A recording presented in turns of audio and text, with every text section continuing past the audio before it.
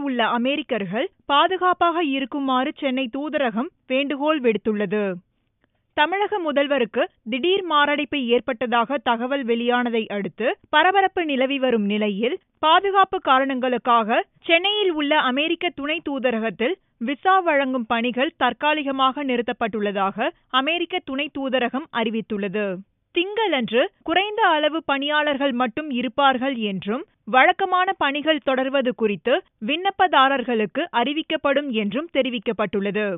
அமெரிக்கர்கள் தங்களுடைய பாதுகாப்பை உறுதி செய்து கொள்ள வேண்டும் என்றும் ஊர்வலங்கள் மற்றும் ஆர்ப்பாட்டம் நடைபெறும் பகுதிகளுக்கு செல்ல வேண்டாம் என்றும் அறிவுறுத்தியுள்ளது. சென்னையில் உள்ள அமெரிக்கர்கள் அவசர உதவிக்கு 914428547000 என்ற எண்ணுக்கு தொடர்பு கொள்ளவும் கேட்டுக் கொள்ளப்பட்டுள்ளது.